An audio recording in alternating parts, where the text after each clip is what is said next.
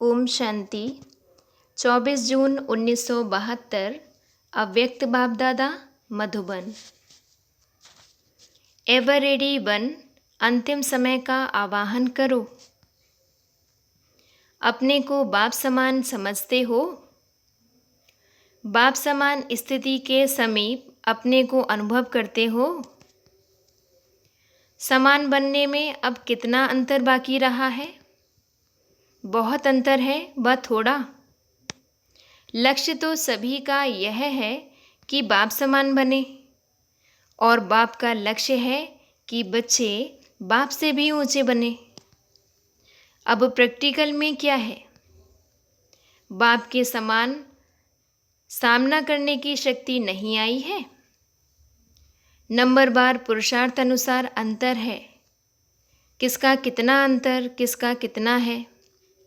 सभी का एक समान नहीं है। 50% अंतर तो बहुत है।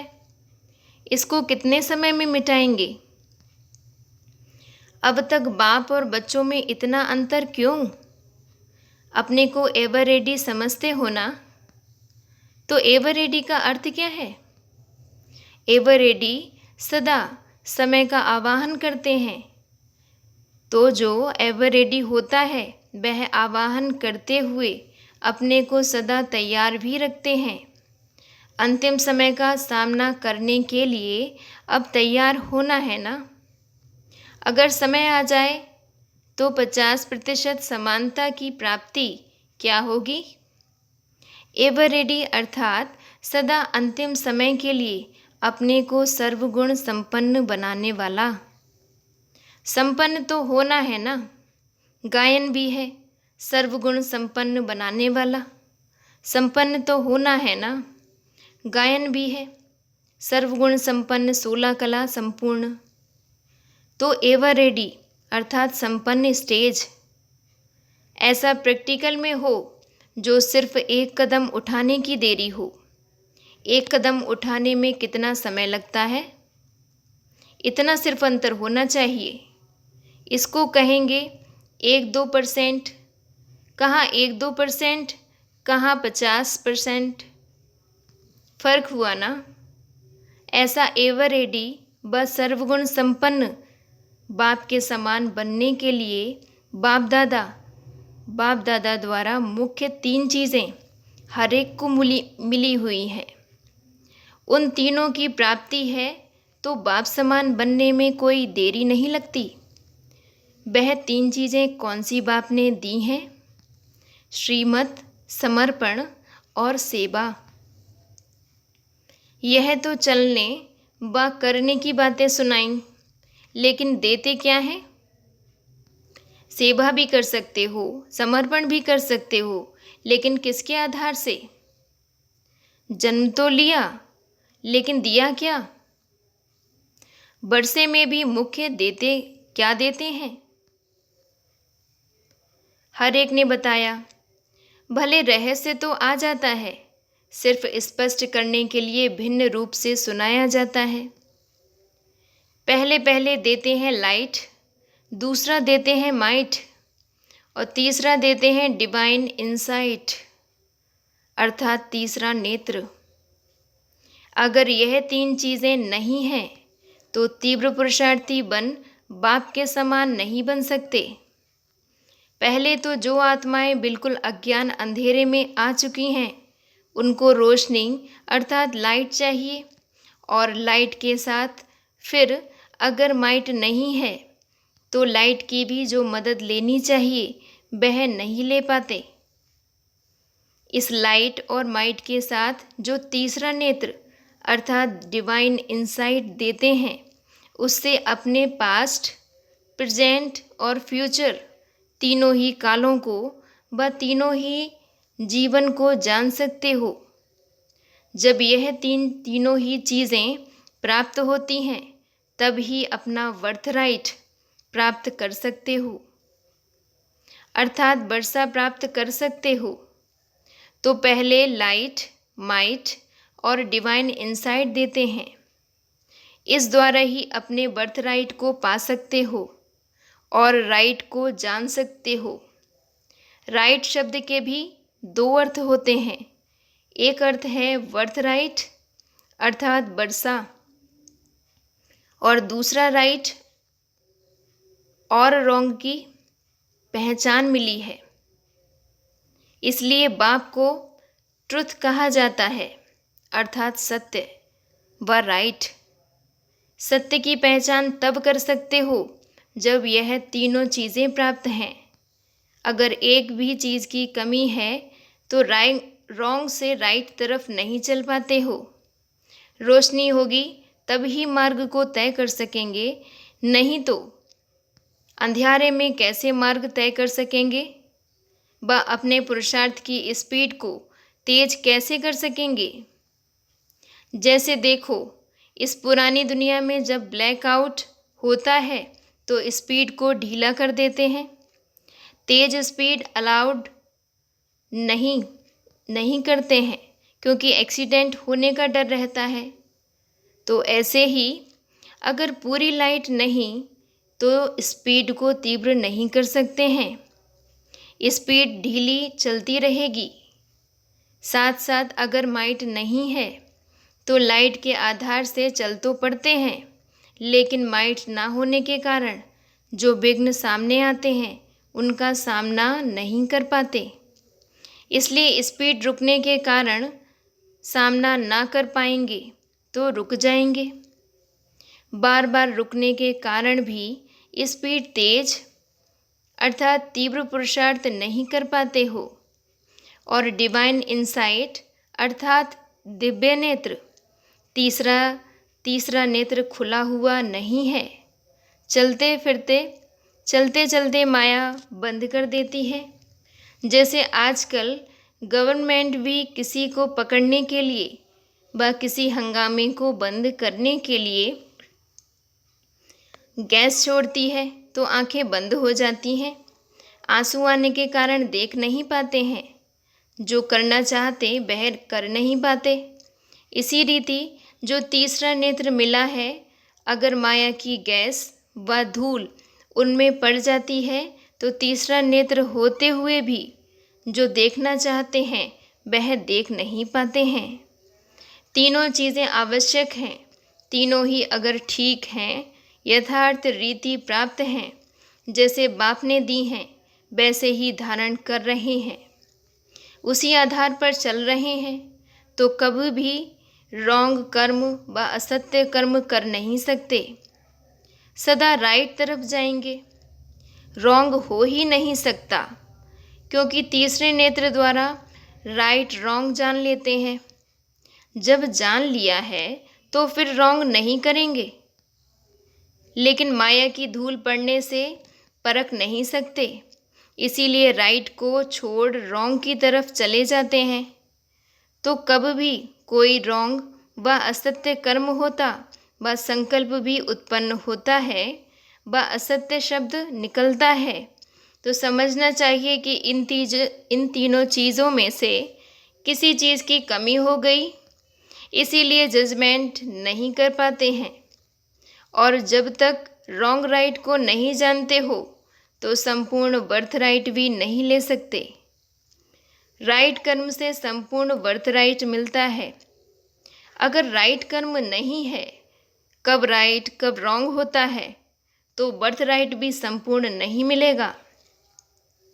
जितना राइट संकल्प और कर्म करने में कमी होगी उतना ही बर्थ राइट लेने में भी कमी होगी।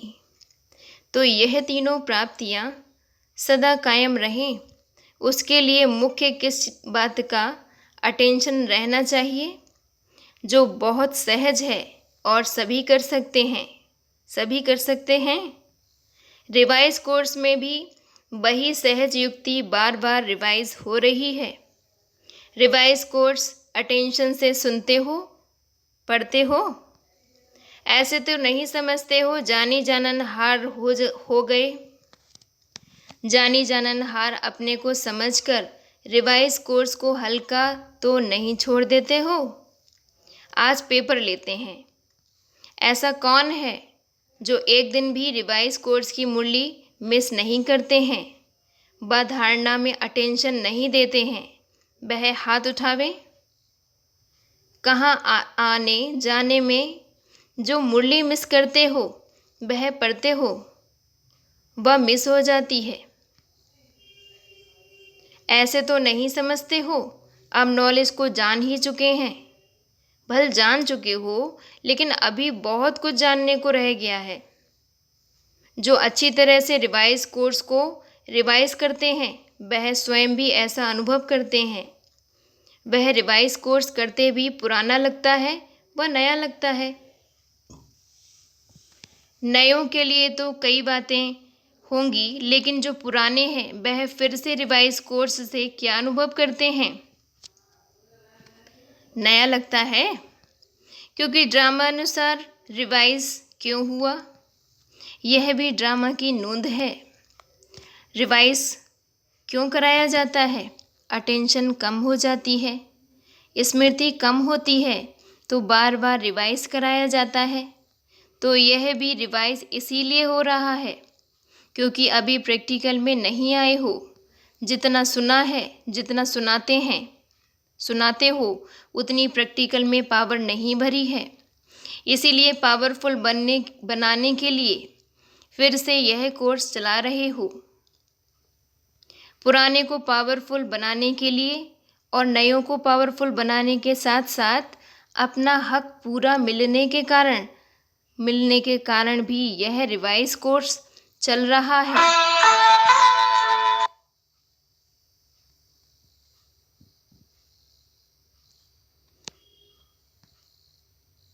तो अब इसी कमी को भी भरने के लिए अटेंशन को बार बार रिवाइज करना। तो रिवाइज कोर्स से जो संस्कार और स्वभाव परिवर्तन में लाना चाहते हो, वह परिवर्तन में आ जाएंगे। अच्छा, यह तो बीच में पेपर हो गया। पहली जो बात पूछ रहे थे, सहज युक्ति कौन सी है जो रिवाइज कोर्स में भी बहुत रिवाइज हो रही है? वह है अमृत वेले अपने आप से और बाप से रूह रेहान करना, व अमृत वेले को महत्व देना। जैसा नाम कहते हो वैसे ही उस बेला को वरदान भी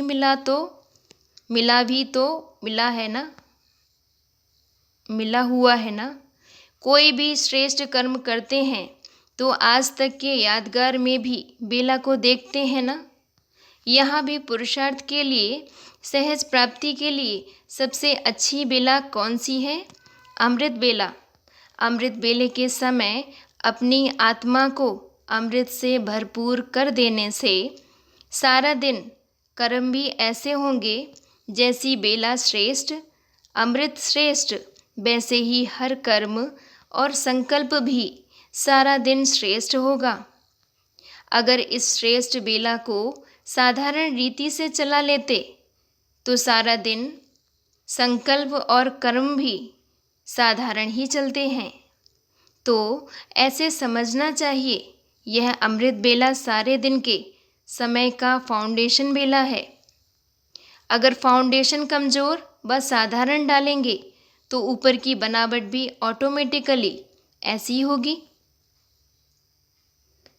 इस कारण जो फाउंडेशन की तरफ सदैव अटेंशन दिया जाता है, वैसे सारे दिन का फाउंडेशन टाइम अमृत वेला है।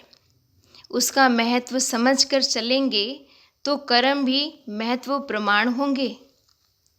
इसको ब्रह्म मुहूर्त भी क्यों कहते हैं? ब्रह्मा मुहूर्त है व ब्रह्म मुहूर्त है। ब्रह्मा मुहूर्त भी राइट है क्योंकि सभी ब्रह्मा समान नए दिन का आरंभ स्थापना करते हो, वह भी राइट है। लेकिन ब्रह्म मुहूर्त का अर्थ क्या है? उस समय का वायुमंडल ऐसा होता है जो आत्मा सहज ही ब्रह्म निवासी बनने का अनुभव कर सकती है।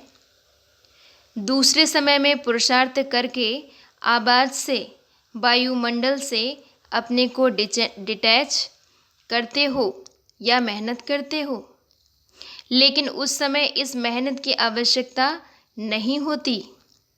जैसे ब्रह्म घर शांति धाम है, वैसे ही अमृत वेले के समय में समय में भी ऑटोमेटिकली साइलेंस रहती है।